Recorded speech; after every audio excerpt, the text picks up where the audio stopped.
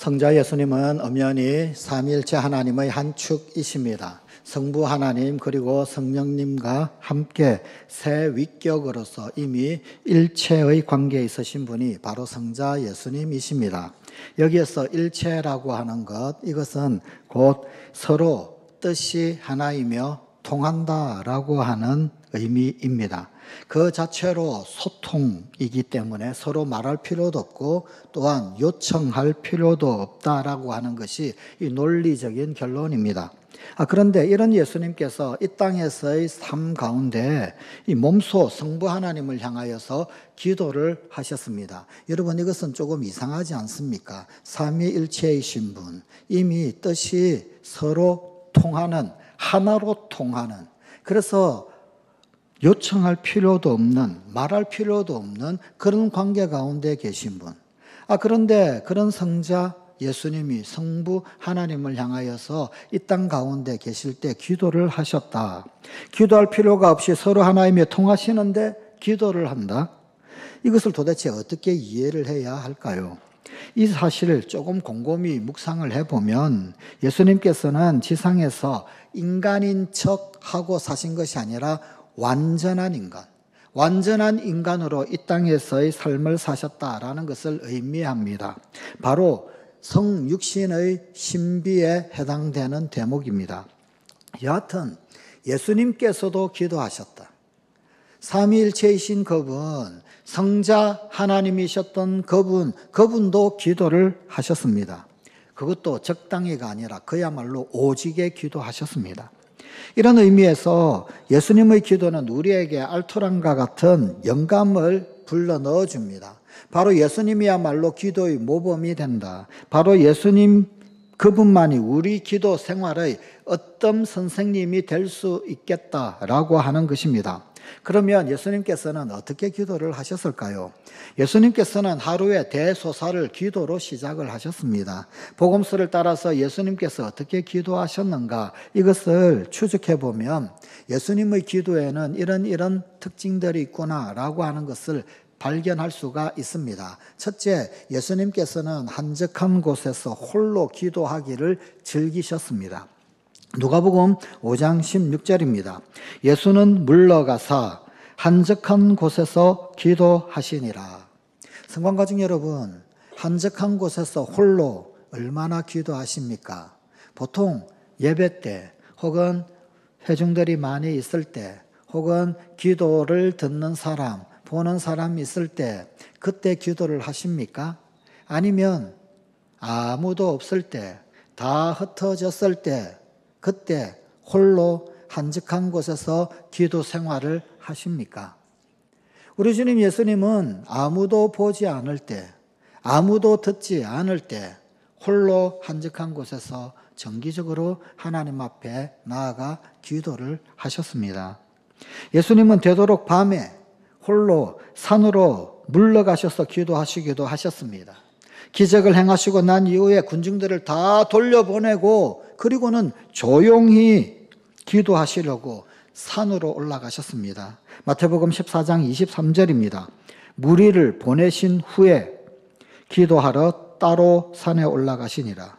저물매 거기 혼자 계시더니 변화산에서 영광스러운 변모 그 직전에도 베드로, 야고보, 요한 이 세 제자를 데리고 따로 기도하러 산으로 올라가셨습니다. 누가복음 9장 28절입니다. 이 말씀을 하신 후 8일쯤 되어 예수께서 베드로와 요한과 야고보를 데리고 기도하시러 산에 올라가사. 둘째, 예수님은 당신의 가르침 혹은 아니면 어떤 행적을 시작하실 때 혹은 마무리할 때마다 꼭 감사의 기도를 올리셨습니다. 5,000명을 먹이신 그 놀라운 기적을 베푸실 때 그때도 빵과 물고기를 손에 들고 하늘을 우러러 감사의 기도를 드리셨습니다. 누가복음 9장 16절입니다. 예수께서 떡 5개와 물고기 2마리를 가지사 하늘을 우러러 축사하시고 떼어 제자들에게 주어 무리에게 나누어 주게 하시니, 제자들과 마지막 식사, 마지막 만찬을 하셨을 때 그때도 빵을 들어서 감사의 기도를 올리셨습니다. 누가복음 24장 30절입니다. 그들과 함께 음식 잡수실 때에 떡을 가지사 축사하시고 떼어 그들에게 주시니.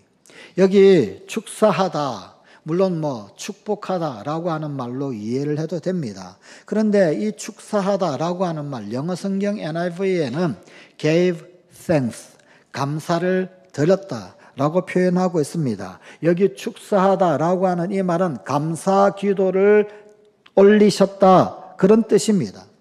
복음서는 예수님께서 성부 하나님께 그야말로 시시각각으로 감사 기도를 드리셨다라고 하는 사실을 도처에서 증언을 해 줍니다. 셋째, 때로는 밤샘 기도도 마다치 않으셨습니다.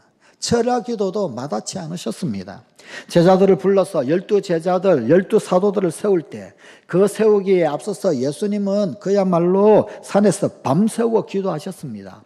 누가복음 6장 12절 13절입니다. 이때 예수께서 기도하시러 산으로 가사 밤이 새도록 하나님께 기도하시고 밝음에 그 제자들을 부르사 그 중에서 12를 택하여 사도라 칭하셨으니, 낮에는 성전에서 가르치시고 저녁이 되면 감람산에 올라가셔서 밤을 지샌 적도 한두 번이 아닙니다. 누가복음 21장 37절입니다.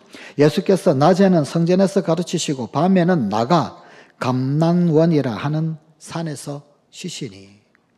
넷째, 중요한 순간에는 그야말로 혼신을 다 짜내는 기도를 하셨습니다. 순환과 죽음을 앞두시고는 큰 소리, 그리고 통곡, 눈물로 기도를 하셨습니다. 히브리서 5장 7절입니다. 그는 육체에 계실 때 자기를 죽음에서 능히 구원하실 이에게 심한 통곡과 눈물로 간구와 소원을 올렸고 그의 경건하심으로 말미암아 들으심을 얻었느니라. 이 간절함이 얼마나 간절했느냐면 성경은 흐르는 땀방울이 마치 핏방울이 될처럼 그야말로 땀과 피로서 그렇게 기도한 것으로 소개를 하고 있습니다. 누가복음 22장 44절입니다. 예수께서 힘쓰고 애써 더욱 간절히 기도하시니 땀이 땅에 떨어지는 핏방울같이 되더라. 이렇게 우리 주님 예수님은 번민 근심에 쌓여서 절규하셨습니다. 마가복음 14장 34절에서 36절입니다. 말씀하시되 내 마음이 심히 고민하여 죽게 되었으니 너희는 여기 머물러 깨어 있으라 하시고 조금 나아가서 땅에 엎드려 될 수 있는 대로 이때가 자기에게서 지나가기를 구하여 이르시되 아버지여, 아버지께는 모든 것이 가능하오니 이 잔을 내게서 옮기시옵소서. 그러나 나의 원대로 마시옵고 아버지의 원대로 하옵소서 하시고, 또 죽음 직전에는 나의 하나님 어찌하여 나를 버리셨나이까 라고 부르짖으며 절규 기도하셨습니다. 다섯째, 이 땅에서의 지상의 삶을 마무리할 때, 공생애를 마무리하는 그 국면에서는 제자들을 성부 하나님께 부탁드리는 장엄한 기도를 하셨습니다. 요한복음 17장은 별명이 붙어 있습니다. 예수님의 대제사장적 기도, 제자들을 위한 대제사장적 기도입니다. 이제 잠시 후면 이 땅을 떠나가실 텐데 그때 남아있는 제자들, 그리고 앞으로 남아있을 교회, 제자들과 그 교회를 위하여서 기도하신 내용이에요. 그때 예수님은 제자들과 향후 교회가 유혹을 이기고 서로 하나 되도록, 아버지와 내가 하나이다 저들도 하나 되게 해달라고, 그래서 일치를 이루어서 모든 구원의 대열에 합류함으로써 아버지의 영광을 드러내게 해 주십시오, 이런 기도를 하셨습니다.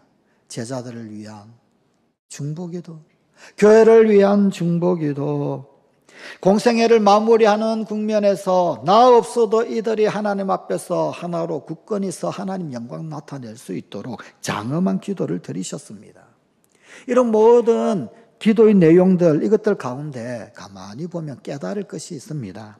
그러니까 예수님께 이 기도라고 하는 것, 이것은 그야말로 하늘 아버지와 연결된 소위 핫라인이었습니다. 무슨 일만 있으면 이 핫라인을 발동시키고 가동시키는 겁니다. 그리고는 하늘 아버지께 올려드리는 겁니다. 하늘의 아버지와 이 땅의 성자께서 연결되는 끈, 그것이 바로 이 기도였었습니다. 그리하여서 매 순간 하늘 아버지의 영으로 휘감기시는 거예요. 그래서 당신의 지혜와 권능을 발휘할 수 있었던 것입니다. 제자들은 예수님의 기도에는 뭔가 특별한 것이 있다. 예수님의 기도는 뭔가 다르다. 뭔가 특별한 게 있다. 이것을 금세 눈치를 채웠습니다. 알아채웠습니다. 예수님께서 기도하시니까 하늘이 열리고 하나님의 음성이 막 들려옵니다. 뿐만 아니라 예수님이 기도하시니까 당신 얼굴이 그야말로 새하얗게 빛나기도 합니다. 예수님이 기도하시니까 기적이 일어납니다. 예수님이 기도하시니까 사람들뿐만 아니라 마귀들까지도 압도하는 하나님의 말씀 권능이 나타나고 하더란 말입니다. 한마디로 이 예수님의 기도는 통하는 기도였습니다. 허공을 메아리치는 기도가 아니라 예수님 기도하시면 통한다. 이에 이 제자들은 그 기도를 배우고 싶었어요. 기도를 배우고 싶은 욕심에 제자들이 예수님께 요청을 합니다. 오늘 본문 1절 말씀입니다. 주여, 요한이 자기 제자들에게 기도를 가르친 것과 같이 우리에게도 가르쳐 주옵소서. 기도를 가르치다. 여기 나오는 이 기도, 이거는요, 기도가 무엇인가를 가르친 것이 아니라 기도하는 법을 말하는 것입니다. 제자들의 이 간곡한 청원에 예수님께서는 기꺼이 가르쳐 주셨습니다. 응하셨습니다. 이름하여 주님의 기도 또는 주기도. 주님의 기도는 우리에게 무엇을 청할까라고 하는 것, 그것보다는 그 이전에 어떻게 청해야 할 것인가 라는 것을 가르쳐 줍니다. 곧 기도의 이상적인 구성 형식을 가르쳐 줍니다. 주님의 기도에서 우리가 배우는 결정적으로 중요한 것, 그것은 관계 설정입니다. 관계 설정의 지혜. 기도에서 관계 설정은 왜 그리고 어떻게 중요할까요? 성경이 제시하는 나와 하나님, 우리와 하나님과의 관계, 그 관계는 어떤 관계로 소개가 되고 있습니까? 하나님의 말씀은 하나님과 나, 하나님과 우리의 관계를 여러 가지로 소개해주고 있습니다. 가장 기본적으로는 백성. 그러면 하나님이 왕이시겠죠. 하나님의 통치권, 하나님의 다스리심, 그 아래에 있는 백성. 그것이 하나님과 우리와의 관계입니다. 어떤 경우에는 주인과 종의 관계로 소개를 하기도 합니다. 하나님이 주인이시겠죠. 그러면 우리는 종. 또 뿐만 아니라 신랑과 신부라고 우리 주님 예수님은 소개해 주셨습니다. 신랑 신부 얼마나 애틋한 그런 사랑의 관계이겠습니까? 그리고 또한 친구라고. 하나님이 아브라함을 향하여 그는 나의 벗이다라고 말씀을 하셨어요. 뿐만 아니라 우리 주님 예수님은 제자들을 향하여서 나는 너의 친구다. 친구를 위하여 목숨을 버린다. 친구라고까지도 관계 설정을 해 주셨습니다. 무엇보다도 아버지와 자녀, 부모와 아들, 딸의 관계. 그것이 성경이 우리에게 소개해 준 하나님과 우리 사이의 관계 설정입니다. 이 가운데 어느 관계를 상정하고 기도를 하느냐, 거기에 따라서 기도의 분위기가 달라지고 기도의 언어가 달라지고 그래서 기도의 결과까지도 달라지게 됩니다. 여러분, 언어의 배열이 달라지면 의미가 달라지죠. 똑같은 용어, 똑같은 말이라 한다 할지라도 그 배열이 달라지면 의미가 완전히 달라지게 되는 겁니다. 마찬가지로 어떤 관계 설정이 되어지는가에 따라서 그 기도의 결과도 다르고 그 내용도 전하는 바 의미도 달라지게 되더란 말입니다. 이를테면 여러분 이런 것입니다. 주 하나님, 당신의 백성이 아뢰입니다. 이렇게 기도하면 어떻게 됩니까? 이러면 하나님은 왕이신 거죠. 그리고 그 백성들을 왕은 당연히 지키고 보호해야 할 의무가 있는 거죠. 그 하나님의 보호하심, 그리고 또한 지키심, 그 아래 그런 관계 설정 가운데 들어가게 되는 거예요. 그래서 약속과 책임을 강변하면서 호소력이 더 있을 것 같습니다. 주님, 당신의 종이 청합니다. 그러면은요, 나는 종이다. 이 어떤 관계가 되는 건가요? 종의 입장에서 섬김에 충실할 것이 전제되는 거예요. 종은 주인을 충실히 섬겨야 하잖아요. 이 관계 설정이 전제가 되는 겁니다. 내가 주님께 충실하겠습니다. 내가 잘 섬기겠습니다.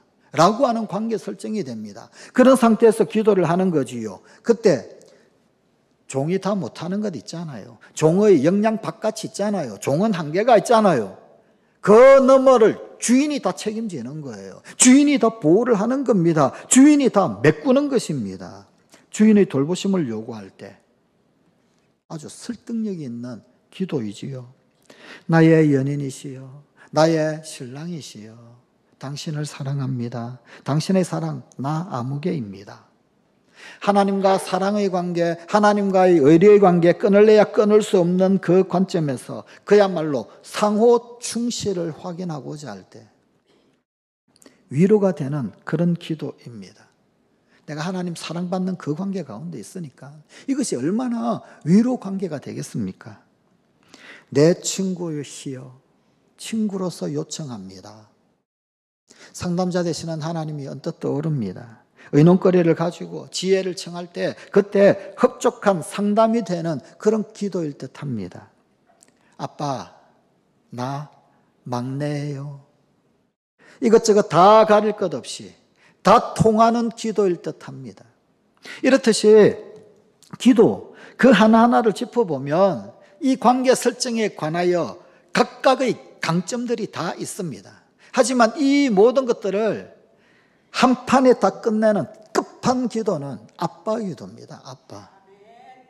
아빠 그러면은 모든 것 전부 다 통하는 것 아닙니까? 성경이 제시하는 여러 관계는 사실 기도의 그 사안사안에 따라서 각각 장점을 발휘합니다만 아버지와 자녀, 아빠와 아들, 아빠와 딸 그 관계에서 드리는 기도는 그야말로 거의 무제한적으로 하늘 아버지의 마음을 허문다라고 한다 할지라도 결코 지나침이 없습니다. 바로 이런 이유로 주님의 기도는 그 첫 시작이 아버지로 시작합니다. 하나님을 아버지라 불러라 라는 겁니다. 아버지. 그런데 그냥 아버지가 아닙니다. 예수님께서는 한술 더 떠서 말씀하십니다. 아빠. 아빠. 그냥 아버지가 아니라 아빠라고 부를 것. 아람어로 아빠라는 말, 옛날 성경에는 아바라고 되어 있죠. 요즘 새로 번역된 개역 한글 개정판 성경은 아빠라고 바로 소개를 하고 있습니다. 발음이 아람어로도 아빠예요. 영어로 굳이 표현을 하자면 A, B, B, A, 아빠잖아요. 아람어로도 아빠, 우리말로도 아빠. 예수님은 몸소 하나님을 아빠라고 부르시고 아빠라고 우리에게 가르쳐 주시고 소개하고 있습니다. 여기 아람어 아바, 아빠라는 말, 우리말과 똑같은 말이에요. 아이, 아주 어린 아이. 그 아이가 아버지를 부를 때 사용하던 그 말을 예수님께서 그대로 가져오셨어요. 아직 아버지라고 발음도 제대로 못하는 아이, 겨우 말문이 트인 아이, 그 아이가 처음 아빠를 부를 때 사용하는 말, 그 말이 아람어 아바라는 말입니다. 우리말 아빠라는 말과 똑같은 말이에요. 예수님이 사회적 지위와 체면이 없었을까요? 삼위일체 되신 그분, 하나님이신 그분은 얼마나 높고 거룩하신 분이십니까? 그분은 얼마나 지혜와 지식이 뛰어난 분이십니까? 얼마나 높은 지위에 계신 분이십니까? 그런데 그분은 하나님을 아빠라고 부르셔요. 이제 겨우 말문 트이는 아이, 그 아이가 일성으로 부르는 아빠. 아빠라는 말은 엄마라는 말과도 동일한 말이죠. 말을 제대로 배우기도 전에 그냥 내 사랑하는 그에게 부르는 그 어쩌면 의성어에 더 가까운 말, 그게 아빠라는 말입니다. 그런데 그렇게 높으신 보좌에 계신 그분, 그런데 그분은 하나님을 높고 지존하신 보좌 위에 계신 지극하신 하나님, 아니요, 그냥 한마디로 딱 부르셨어요. 아빠. 아빠. 예수님이 우리에게 소개해 주신 하나님은 아빠이십니다. 아빠.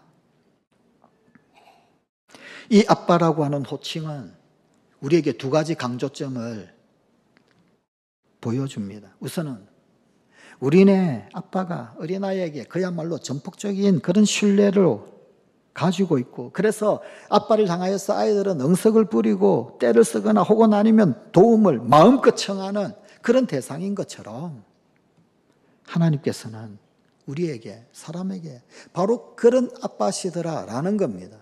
마음껏 그분께 떼써도 되고, 마음껏 그분께 응석을 부려도 되고, 마음껏 그분께 요청을 해도 된다라는 겁니다.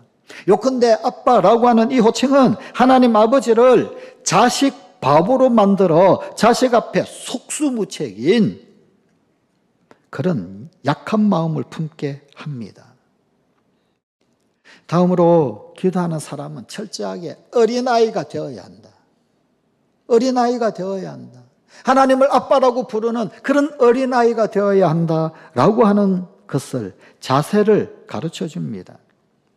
하나님께 기도할 때는 어린아이와 같이 단순하고, 그리고 전적으로 신뢰하고 의지하는 마음을 지녀야 한다라는 것입니다. 마태복음 18장 3절입니다. 이르시되 진실로 너희에게 이르노니 너희가 돌이켜 어린아이들과 같이 되지 아니하면 결단코 천국에 들어가지 못하리라. 천국은 어린아이들의 것입니다. 마태복음 11장 25절입니다. 그때 예수께서 대답하여 이르시되 천지의 주제이신 아버지여, 이것을 지혜롭고 설기 있는 자들에게는 숨기시고 어린아이들에게는 나타내심을 감사하나이다. 하나님은요, 철부지 어린아이들에게 당신을 드러내십니다. 왜 우리가 응답을 받지 못할까요? 왜 우리가 하나님의 영광을 보지 못할까요? 왜 우리가 하나님의 그 놀라우신 능력을 목격하지를 못할까요? 간단합니다. 어린아이가 아니기 때문입니다. 하나님은 어린아이들에게 당신을 드러내십니다. 내가 어른인 채 하려면 할수록 하나님께서 나타나 주심, 하나님의 드러내심을 못 보게 될 겁니다. 우리 주님 예수님의 말씀이에요. 어린아이에게 드러내신다. 하나님 앞에서 부드러워야 합니다. 하나님 앞에서 난처하지 말아야 합니다. 이거인 채, 저거인 채, 신앙 좋은 채, 기도 많이 하는 채, 성경 지식 많은 채, 예수 오래 믿어서 성도인 채, 죄송하지만 하나님 나타나 주시지 않아요. 하나님이 드러내시지를 않으셔요. 어린아이가 되어야 합니다. 어린아이. 그때 하나님 우리에게 드러내 주십니다. 주님의 기도를 따르면 이렇게 하나님을 아빠라고 부른 다음 우리가 구해야 할 것은 크게 두 가지. 하나님의 일과 사람의 일에 관한 것입니다. 이 두 가지는 매우 단순한 소통의 지혜를 반영합니다. 곧 나의 곤란을 털어놓기 전에 먼저 상대방, 즉 아빠의 고충에 마음을 써드리라 라는 것입니다. 그러기에 사람의 일에 관한 청원을 올리기 전에 하나님의 일에 대한 기원을 먼저 바치라 라는 것입니다. 대화의 기술이 있지요. 사람도 마찬가지지 않습니까? 어떤 사람 만나면 그 사람 자기 이야기 먼저예요. 자기 이야기가 늘 주제예요. 한두 번은 만납니다. 그런데 만날 때마다 내 이야기는 빼놓고 자기 이야기만 막 한단 말이에요. 3번, 4번, 5번 만나면 그때부터 피곤해져요. 그리고 그 사람과 더 이상 말하기 싫은 거죠. 대화의 기술이 그런 것 아닙니까? 어떻게 해야 합니까? 대화 잘하는 사람의 특징, 듣는 거지요. 경청이지요. 그가 어떠한가? 그가 어떤 형편인가? 먼저 들어요. 그리고 그에 관하여서 이야기를 하고 나누어주는 거죠. 그리고 내 이야기 하는 거예요. 대화의 기술도 그러할진데 하나님 앞에 기도하는 것, 그건 어떻겠습니까? 마찬가지다. 그 말입니다. 사람의 일에 관한 청원을 올리기 전에 하나님에 대한 일, 하나님의 일에 대한 기원을 먼저 바쳐라. 핵심은 아주 간단합니다. 먼저 하나님 일을 위해서 바치며 찬미하고 감사하고 영광을 올려라. 그러면 아빠 하나님께서는 구하기도 전에 먼저 사람의 일을 챙겨주신다. 어느 다른 교회 예수님께서 기도에 대하여 또 가르치신 적이 있으십니다. 그때 일깨워 주셨던 기도의 우선순위와 지금 주 기도에 대하여 가르쳐 주시는 것과는 통합니다. 똑같아요. 그 기도 정신 전적으로 합치되고 있습니다. 마태복음 6장 31절에서 33절입니다. 그러므로 염려하여 이르기를 무엇을 먹을까 무엇을 마실까 무엇을 입을까 하지 말라. 이는 다 이방인들이 구하는 것이라. 너희 하늘 아버지께서 이 모든 것이 너희에게 있어야 할 줄을 아시느니라. 그런즉 너희는 먼저 그의 나라와 그의 의를 구하라. 그리하면 이 모든 것을 너희에게 더하시리라. 염려하지 말고 걱정하지 말고. 이 말 무슨 말일까요? 걱정하지 마라, 구하지 말라, 그런 뜻은 결코 아닙니다. 그보다는 이런 것들을 우선 사안으로 삼아서 자나깨나 집착하며 노심초사하지 말라, 그런 뜻입니다. 그러기에 먼저 하나님의 나라 그리고 하나님의 의를 구하라 순서를 일러주신 것입니다. 예수님의 이 딱 한 수 가르침, 하나님을 아빠라고 불러라, 그리고 하나님의 일 먼저, 그 다음에 사람의 일, 그렇게 구하면 하나님 아빠라고 부르고 아빠의 영광을 위해서 찬미하고 감사를 올린 끝에 나의 바람, 나의 소원 청하면 어떤 응답이 어떻게 우리 가운데 내려질까요? 마치 아이의 한숨과 같은 기도, 그 기도는 혹 이런 것이 아닐까요? 아빠, 나 셋째 막내예요. 아빠, 내가 아빠 사랑하는 거 잘 아시죠? 내한테 아빠는 가장 소중하고 가장 사랑이에요. 근데 아빠, 요즘 무슨 근심이 있으세요? 아빠 얼굴 가만히 보면 흐린 날씨처럼 얼굴빛에 근심이 서려 보여요.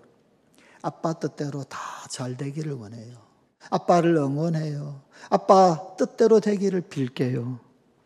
아빠, 나 아빠 없이는 못 사는 거 알죠? 아빠, 근데요, 나도 요즘 고민이 있어요. 그게 뭐냐면 사실은 나 로봇 장난감 하나 갖고 싶은데, 그런데 그게 좀 많이 비싸걸랑요. 안 사주셔도 돼요. 아빠 요즘 힘들잖아요. 돈 없잖아요. 아유, 그냥 생각뿐이에요. 아빠가 돈 없어도 사주잖아요. 그죠? 아빠 사랑해요. 아빠, 나 집에서도 밖에서도 싸우지 않고 아이들이랑 잘 지낼게요. 아빠, 그리고 엄마 아빠 말씀 잘 듣고 나쁜 짓 안 할게요. 아빠 최고. 여러분, 이게 기도 아닙니까? 성관가족 여러분, 우리 늙은 어린이들이 아빠 하나님께 이런 류의 기도를 드릴 수 있다면 우리의 기도에 무엇이 더 보태어질 필요가 있을까요? 뭘 그렇게 첨가할까요? 아니, 어쩌면 오히려 기도에 첨가물이 많아서 오히려 오염되지는 않을까요?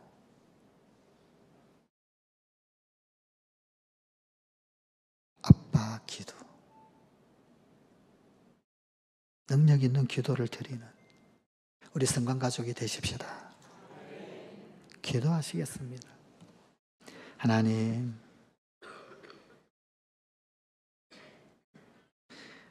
하나님을 아빠라고 부르는 이 친밀함, 주님과의 이 친밀함에서 결코 떨어지지 않게 하여 주시옵소서.